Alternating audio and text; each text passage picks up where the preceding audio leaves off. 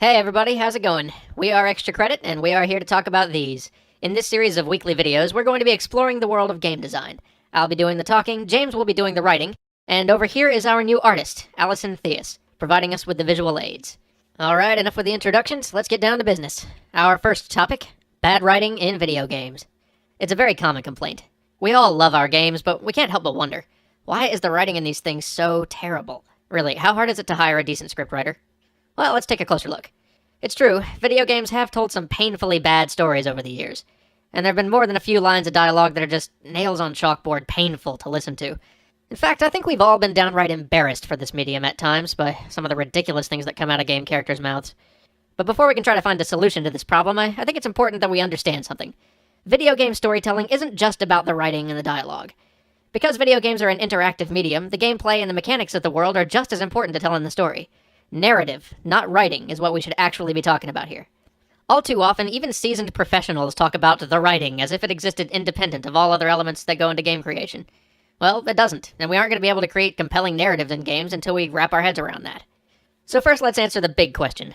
What is writing in a game? It's what the characters say in cutscenes and dialogue boxes. It's those little voice stabs that characters shout out during combat. It's also the background chatter that characters spout as the player passes by. It's the words in the options menu and the loading screens. It's the flavor text describing guns or equipment or alien species. Okay, so it's a lot of things, but I'll tell you what it's not. It's not the high concept. It's not the idea behind the game. Few games ever start with a fully baked story that the developer is itching to tell, much less a complete script. Most games begin with a mechanic, or a piece of technology, maybe an art style, or, in some tragic cases, a memo from the marketing department. This means that a game's actual writing tends to be constrained from the start. Writers are often brought in pretty late in the development cycle, so they usually have to work around whatever developments come before them, and there are always plenty of obstacles they have to work around. Sometimes it's a game mechanic that complicates things. Consider those games that feature moral choice systems. If the game's designers decided to put a two-dimensional moral choice meter in the game, the ever-popular good or evil bar, then all the moral choices the writer writes have to fit within those two dimensions. Or sometimes a weird disconnect can occur if the plot and the gameplay conflict with each other. Consider games where characters can be revived during gameplay, but then they die in the plotline, and oh, awesome, my Phoenix Downs are worthless now.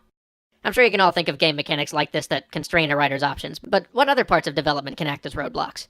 The art is a big one. It influences the entire feel of a game. It establishes a mindset for the player and the personalities of the characters.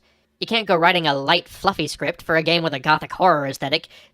Well, actually, that could be pretty awesome. You get what I mean, though. But there are other elements of the art pipeline that can get in the writer's way, too. Comparatively small things, like animating voice-acted cutscenes. Very few games are reanimated or re-lip-synced when localized for foreign countries, which means that the character's dialogue is automatically constrained to the length of the original sound file, regardless of what language you're localizing them from or into. Voice acting itself has an enormous impact on what a writer can write. We've all seen million-dollar cutscenes just ruined by bad voice acting. We could do an entire episode on voice acting, and we probably will. Even programming and production issues can interfere with the writing process.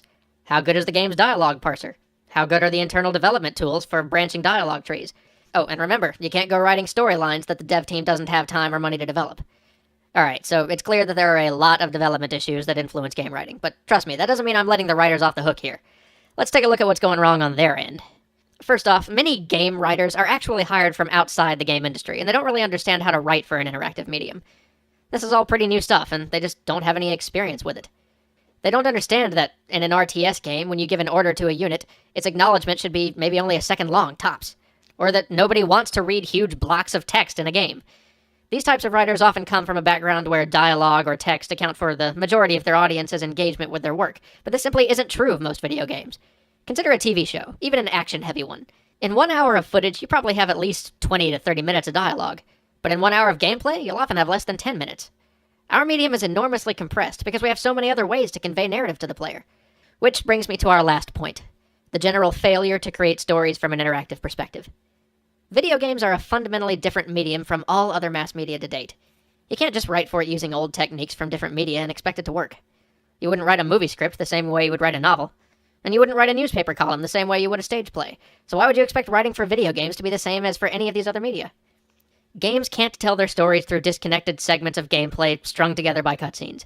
Games need to tell their story through the gameplay. Narrative should drip from every texture and be integrated into every facet of the world. It should come through in the menus and in the interface and in every loading screen. But most importantly of all, it should come through in the mechanics of the game. The mechanics should teach us about the characters and reinforce the plot line. They should fundamentally attune the player to their character and let them explore their character's actions. I know it sounds like I'm asking a lot, but we've seen it done before. Consider the Silent Hill games, excluding the most recent ones. Their combat mechanics reinforced the weakness of their characters. Think about the Dawn of War series and how much flavor is packed into each race's voice stabs. You understand what it means to be an orc simply by hearing them go about preparing for war.